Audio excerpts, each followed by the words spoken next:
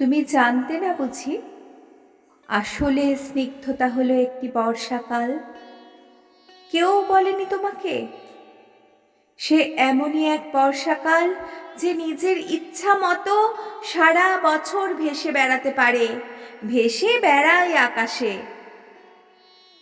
এখানে বৃষ্টি হলো খানিক, তো কাল ওখানে বাদলা, সেই সঙ্গে থেকে থেকেই ঝোড়ো হাওয়া আর ঘূর্ণি বাতাস তো আছেই। আমি চোখ বন্ধ করলেই দেখতে পাই, যেই বৃষ্টি শুরু হলো অমনি বাচ্চারা সব হাত ছাড়িয়ে ছুট লাগালো মাঠে ঘাটে, আর মাটির দেয়াল ও টিউকলের সামনে দাঁড়িয়ে গায়ের বৌড়া খাল থেকে বিল থেকে তাদের হাঁসগুলোকে ডাকতে লাগলো, চই চই, চই চই, চই চই।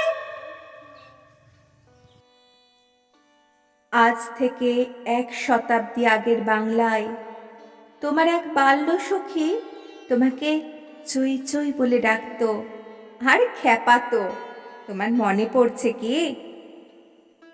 আজ এই জন্মেও তুমি শীতের দেশের হাঁস, কোন সরোবর থেকে কোন সরোবরে সাঁতার কাটতে যাও, সমুদ্রের পর সমুদ্র পেরিয়ে উড়ে চলো দূর দূর দেশে।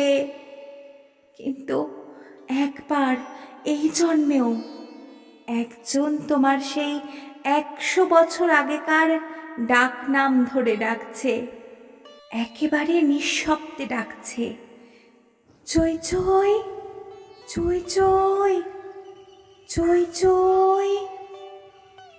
আর তুমি বোধহয় কিছুই শুনতে পাচ্ছ না, তাই না?